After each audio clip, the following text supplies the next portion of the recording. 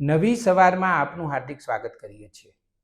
23મી જુલાઈ 2024ના રોજ ભારતના નાણામંત્રી નિર્મલા સીતારામને જે બજેટ રજૂ કર્યું છે એમાં યુવાનો માટે શું છે એની આપણે ચર્ચા કરવાના છીએ। ભારત દેશ વિશ્વનો સૌથી વધારે વસ્તી ધરાવતો દેશ છે।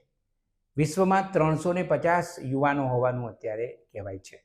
એમાંથી 60 કરોડ યુવાનો ભારત પાસે છે। આ યુવાનો પાસે નોકરી નથી, રોજગારી નથી, એટલે આ બજેટમાં બધાને એવી પ્રતીક્ષા હતી કે ભારત સરકાર યુવાનોની રોજગારી માટે શું શું કરવાની છે।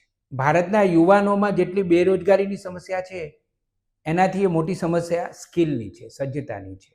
ભારતના યુવાનો બેરોજગાર એટલા માટે છે કે એમની પાસે સજ્જતા ઓછી છે। આવા યુવાનોને સ્કિલ આપવા માટે, એમને કૌશલ્ય આપવા માટે, એમને સજ્જ કરવા માટે ભારત સરકારે આગામી 5 વર્ષમાં 20 લાખ યુવાનોને સજ્જતા આપવા માટે લગભગ 1.5 લાખ કરોડ રૂપિયાની ફાળવણી કરી છે।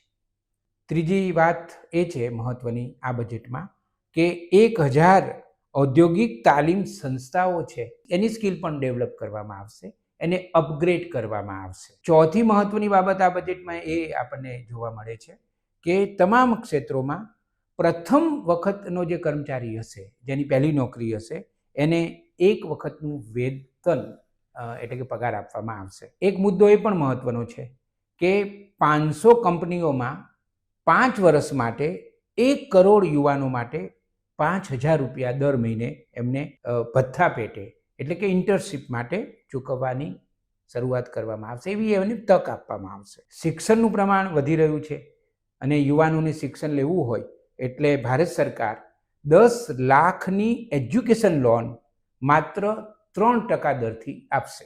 આ ઉપરાંત ભારત સરકાર આગામી 10 વર્ષમાં ભારતમાં 7 નવી IIT પણ ખોલશે। તો આ બધી વાત છે યુવાનોને લગતી। આમ તો બજેટ વિશે એવું કહેવાય છે કે બજેટ એ એક મહાકાય હાથી જેવો છે। હાથીના તમે જે અંગને સ્પર્શો એટલે હાથી એ વ્યક્તિને એના જેવો લાગે।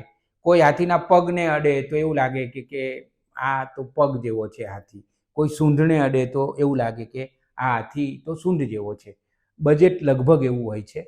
બજેટમાં તમે વિશ્લેષણ કરો, બજેટને તમે સમજવાનો પ્રયત્ન કરો તો એમાંથી બધી જ વસ્તુઓ તમને સરળતાથી સમજાઈ જાય એવું એટલા માટે શક્ય નથી કે આ આવડો મોટો દેશ છે, વિશાળ એક ખંડ કહી શકાય એવડો ભારત દેશ છે અને ભારત દેશનું અર્થતંત્ર પણ ઘણું મોટું છે। એવી સ્થિતિમાં આપણે સાદી રીતે એ સમજવાનો પ્રયત્ન કરવાનો છે કે ભારત સરકારે આ જે બધી જોગવાઈઓ કરી છે એ જોગવાઈઓનો લાભ યુવાનોને ખરેખર કેટલો મળશે અને એના કારણે રોજગારીની નવી તકો ઊભી થશે કે નહીં। પોઝિટિવલી જોઈએ તો એવું દેખાય છે કે યુવાનો માટે રોજગારીની તકો ઊભી કરવાનો ભારત સરકારે પ્રયત્ન કર્યો છે। પહેલી વાત એ છે કે ભારતમાં યુવાનોમાં બેરોજગારી છે તો હા છે, મોટા પ્રમાણમાં છે। વિશ્વના બીજા દેશોની સરખામણી કરીએ તો ભારતમાં યુવાનો ઘણા બધા મોટી સંખ્યામાં બેરોજગાર છે। એનું કારણ એ છે કે રોજગારીની તકો ઓછી છે। ભારત સરકારની સરકારી નોકરીઓની વાત કરીએ તો એ નોકરીઓ બહુ જ લિમિટેડ છે અને એવું પણ છે કે ઘણા બધા ક્ષેત્રોમાંથી ધીમે ધીમે ખબર પડે એ રીતે અને ખબર ન પડે એ રીતે સરકાર નોકરીઓ ઓછી કરી જ રહી છે। યુવાનોને નોકરીઓ મળે ક્યાં? તો સરકારમાં એટલે ભારત સરકારમાં મળે કે જુદા જુદી રાજ્ય સરકારોમાં મળે, જુદા જુદા વિભાગો હોય છે એમાં યુવાનોને નોકરીની તક મળે। બીજી છે ખાનગી કંપનીઓ, ખાનગી ક્ષેત્રો। તો આ બધાનો સરવાળો કરીએ એમાં જે 60 કરોડ જેટલા યુવાનો છે એમને નોકરીની તક મળે છે। પરંતુ ભારત સરકાર પણ કેટલા યુવાનોને નોકરી આપી શકે એ વિચારવાનું છે। હમણાં મને જે એક આંકડો મળ્યો એ તમારી સાથે વહેંચું તો 2024ની વાત કરીએ તો ભારતનો જે રેલવે વિભાગ છે એમાં લગભગ 2 લાખ જગ્યાઓ ખાલી છે। 2 લાખ જુદી જુદી જગ્યાઓ રેલવેમાં ખાલી છે। આપણે ડિફેન્સની વાત કરીએ, સંરક્ષણની વાત કરીએ તો લગભગ 1,30,000 જગ્યાઓ લશ્કરમાં ખાલી છે। એવી જ રીતે હોમ એફેર્સ છે કે પોસ્ટલ વિભાગ છે કે બેન્કિંગ સેક્ટર છે, આ બધામાં પણ લગભગ હું સરકારનો આંકડો તમને આપી રહ્યો છું, 6 લાખ જેટલી જગ્યાઓ ખાલી છે। પણ તમે જે કુલ કરોડો જગ્યાઓ ખાલી છે એમાં આનો સરવાળો કરો તો આ સરવાળો 1 કરોડ એ નથી પહોંચતો. 60 કરોડ યુવાનો રોજગારીની રાહ જોઈને બેઠા છે. એની સામે આ આંકડો તો બહુ જ નાનો ગણાય. બીજી વાત એ છે કે જેમ જેમ ટેકનોલોજી આગળ વધી રહી છે એમ હવે રોજગારીની જે સમસ્યા છે એ જુદા સ્વરૂપે જોખમી બની રહી છે. દાખલા તરીકે ઔદ્યોગિક ક્રાંતિ આવી ત્યારે ભારતમાં જે શરીર શ્રમની નોકરીઓ હતી એ ઘટવા માંડી હતી. હવે તો ઔદ્યોગિક ક્રાંતિનો બાપ જ નહીં, દાદા કહી શકાય એવી ટેકનોલોજી આપણી સામે છે. એ સંચાર ક્રાંતિ, ઇન્ફોર્મેશન ટેકનોલોજી, અને હવે તો AI સુધી વાત પહોંચી ગઈ છે. હવે તો AIમાં તો એવું બન્યું છે કે તમે કોઈ પણ સૂચનાઓ આપો તો એ સૂચના પ્રમાણે તમારે જે જોઈતું હોય એ AI તમને કરી આપે છે. તમારે ચિત્રકારની પણ જરૂર નથી પડતી, તમારે ગ્રાફિક ડિઝાઇનરની પણ જરૂર પડતી નથી, તમારે પ્રૂફ રીડરની પણ જરૂર પડતી નથી, તમારે પેલો કમ્પોઝિટરની પણ જરૂર પડતી નથી. બધું જ આ ટેકનોલોજી તમને કરી આપે છે. એટલે સ્વાભાવિક છે કે રોજગારીની તકો હવે ઘટવાની છે. આવી સ્થિતિમાં ભારતમાં યુવાનો કેવી રીતે રોજગારી મેળવે એની થોડીક ચિંતા કરવાની જરૂર છે અને એનો રસ્તો કાઢવાની પણ જરૂર છે. મારી પાસે યુવાનો અને રોજગારીના સંદર્ભમાં એક બહુ જ ઇન્ટરેસ્ટિંગ અહેવાલ છે, એ તમારી સાથે મારે વહેંચવો છે. એ અહેવાલ છે ને એ આંતરરાષ્ટ્રીય એક સંસ્થા છે જેનું નામ છે ઇલોના, એણે આ અહેવાલ તૈયાર કર્યો હતો. એ અહેવાલમાં એવું કહેવામાં આવ્યું હતું, આ અહેવાલ 2-4 વર્ષ જૂનો છે પણ એમાં કંઈ ખાસ વધારે ફરક પડે એવું લાગતું નથી. દાખલા તરીકે લગભગ 80%થી વધારે યુવાનો ભારતમાં બેરોજગાર હતા. અને આ જે અહેવાલ છે એ અહેવાલમાં સૌથી મોટી ચિંતા એ કરવામાં આવી હતી કે ભારતના યુવાનો બેરોજગાર છે એ તો બરાબર છે, પણ જે યુવાનો છે એમની પાસે સ્કિલ નથી. જે 80%થી વધારે યુવાનો બેરોજગાર હતા એમાંથી 75% યુવાનો એવા હતા કે એ ઈમેલ કરે ને ત્યારે એમને ફાઇલ એટેચ કરતા આવડતી નહોતી. તમે વિચાર કરો કે બેરોજગારીના મૂળ ક્યાં પડેલા છે. આપણો કોઈ યુવાનો એ યુવાનોને કે તમે અરજી કરો, અરજી લખી આપો, તો એને અરજી કરતા આવડતું નથી. ભારતના યુવાનને તમે એવું કહો કે તમે તમારો બાયોડેટા સરસ રીતે જાતે બનાવી આપો, તો પણ એને પોતાનો બાયોડેટા બનાવતા આવડતું નથી. કયા વિભાગમાં જઈને શું કરવું એ પણ એને આવડતું નથી. મૂળ વાત એ છે કે યુવાન પાસે મોબાઈલ ફોન છે, સ્માર્ટફોન છે, એમાં એ યુટ્યુબ ચેનલ જોઈ શકે છે, વિડીયો જોઈ શકે છે, એ બધું સારું છે. અને કલાકોના કલાકો, 24 કલાકમાંથી એ 10 કલાક, 15 કલાક, 18 કલાક પણ જોઈ શકે છે. એ સજ્જતા એની પાસે છે. પણ એ જ યુવાનને જ્યારે તમે એમ કહો કે આ એક અરજી કરવાની છે, એમાં એક તારી વિગતો એટેચ કરી આપ, તો એ વિગતો એટેચ કરતા એને નથી આવડતું. મને એવું લાગે છે કે ભારતમાં બેરોજગારીનો સવાલ જે છે ને એમાં સૌથી મોટું પરિબળ એ છે કે નોકરીઓ ઘણી ખાલી છે પણ એ નોકરીઓને અનુરૂપ યુવાનો પણ નથી.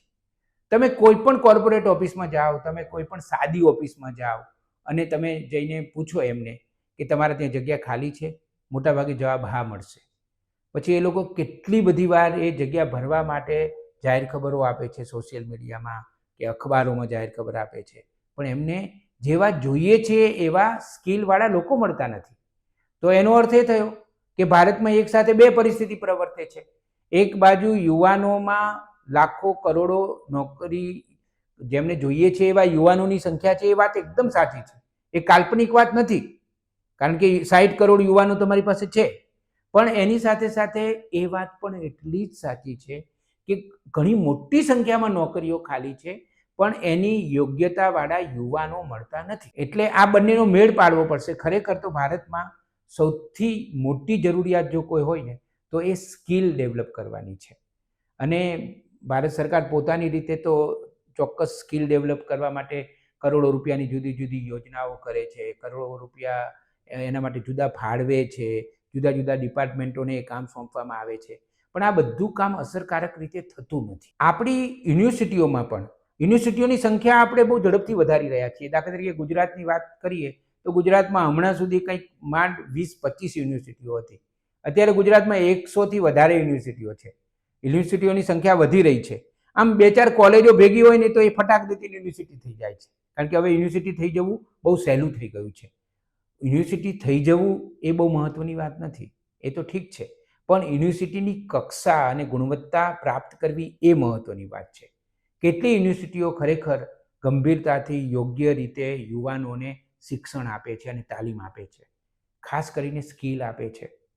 આપણા ત્યાં સૌથી મોટો પ્રશ્ન છે ને એ યુવાનોને યોગ્ય રીતે ભણાવવાનો છે અને યોગ્ય રીતે આજની જરૂરિયાત પ્રમાણે તાલીમ આપવાનો છે, એમનામાં સ્કિલ ડેવલપ કરવાનો છે. મેં હમણાં જે તમને ઇલોના રિપોર્ટની વાત કરીને એમાં જે ઘણા બધા મહત્વના તારણો હતા, એમાંથી એક તારણ એવું હતું કે ભારતના યુવાનોમાં મૂળભૂત ટેકનોલોજી કે ડિજિટલ શિક્ષણનું પ્રમાણ ઘણું ઓછું છે, જેને કારણે તેમને રોજગારી મેળવવામાં, એટલે ડિજિટલ ટેકનોલોજીનું જે પદ્ધતિસરનું જ્ઞાન જોઈએ એ આપણા યુવાનોમાં નથી, એને કારણે એમને ઝડપથી રોજગારી મળતી નથી.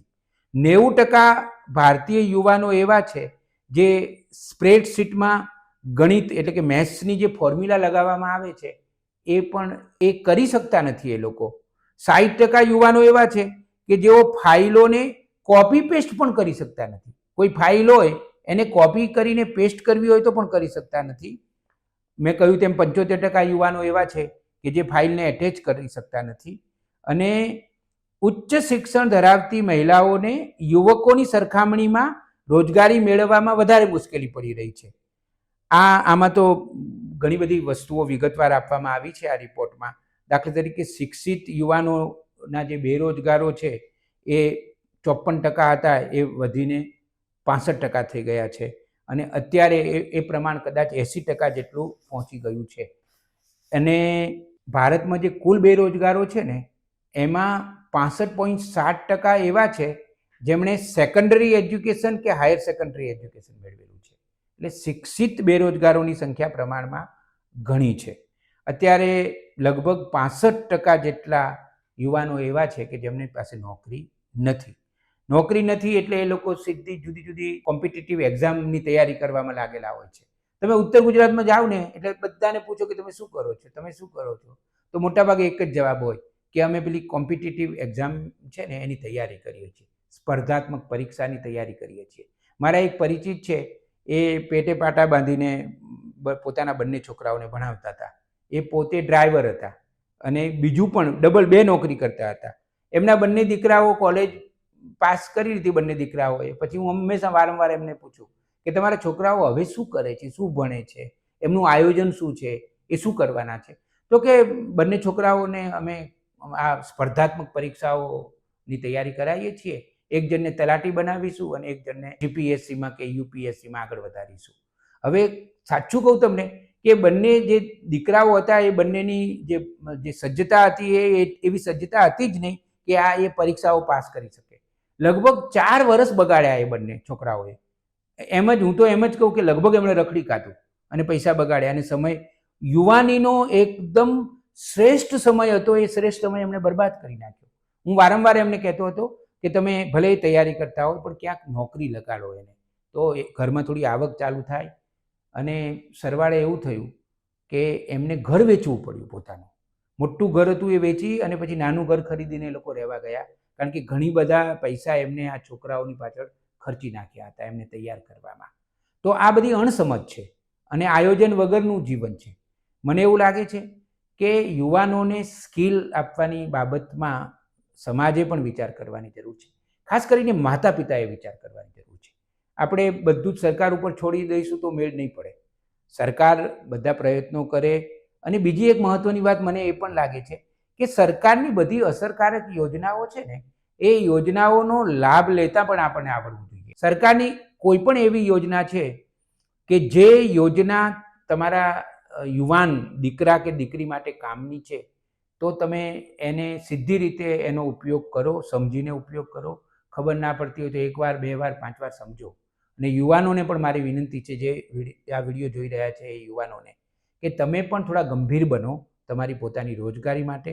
અને સૌથી વધારે મહત્વની વાત એ છે કે સ્કિલ માટે તમે તમારામાં સ્કિલ કેળવો.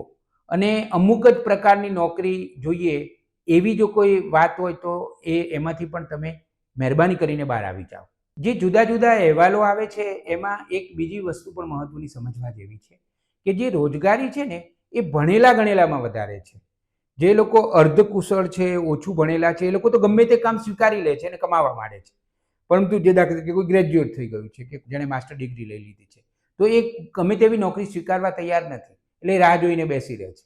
એ ગુપ્ત બેકાર તરીકે સમાજમાં અને દેશમાં પોતાનું સ્થાન ભોગવે છે. મને એવું લાગે છે કે બેરોજગારી દૂર કરવા માટે ઘણા બધા અસરકારક રસ્તાઓ છે. એમાં ભારત સરકાર પણ વધારે ગંભીરતાથી કામ કરે અને જે બોલે છે એ બધું કરી બતાવે અને જે તે વિભાગને ગંભીરતાથી આ દિશામાં કામ કરવાનું કે, કારણ કે યુવાનો એ આપણું ધન છે, એ રાષ્ટ્રનું ધન છે. યુવાનો નવરા બેસી રહે એ કોઈ પણ દેશને ના પોસાય. એટલે ભારત સરકારે પણ એવો પ્રયત્ન કરવો જોઈએ. બીજી વાત એ છે કે યુવાનો પોતે સ્કિલ કેળવવા ઉપર વધારે ફોકસ કરે. ત્રીજી વાત એ છે કે જેવી નોકરીની જરૂરિયાત તમને હોય તો તમે બજારમાં તપાસ કરી લો અને પછી જેવી નોકરી ઉપલબ્ધ છે એ પ્રમાણેની સ્કિલ તમે ઊભી કરી લો અને બેરોજગાર તો ન જ રહેશો, એ નોકરીનો સ્વીકાર કરી લો. ચોથી બાબત મહત્વની એ છે કે ધારો કે નોકરી નથી જ મળતી તો બીજો એક રસ્તો છે કે તમે કોઈ પણ ધંધો કરો, નવરા ના બેસી રહેશો, કોઈ પણ ધંધો કરો, પૈસા કમાવાનું ચાલુ કરી દો, કારણ કે એનાથી તમારામાં આત્મવિશ્વાસ આવશે. ગુજરાતીમાં એક કહેવત છે કે નવરો માણસ નખો દવાડે. તમે જો નોકરી વગરના હશો ને તો તમારું મગજ નકામું થઈ જશે અને તમારા હાડકાં આરામના થઈ જશે અને સરવાળે તમને, તમારા પરિવારને અને રાષ્ટ્રને નુકસાન થશે. એટલે એક પણ દિવસ નવરા બેસી ન રહેવું જોઈએ. તમે બજારમાં જાઓ, કોઈ પણ એક નાનો ધંધો કરો અને સંતોષ રાખો કે ભાઈ આ ધંધામાંથી મને ભલે ને મહિને ફક્ત 5,000 રૂપિયા મળશે કે 10,000 રૂપિયા મળશે, તો તમે 50,000ના સપનાઓ જોવાનું માંડી વાળો. જે મળે છે એ સ્વીકારી લો. ગુજરાતીમાં તો એક કહેવત છે કે બેઠા કરતાં બજાર ભલી.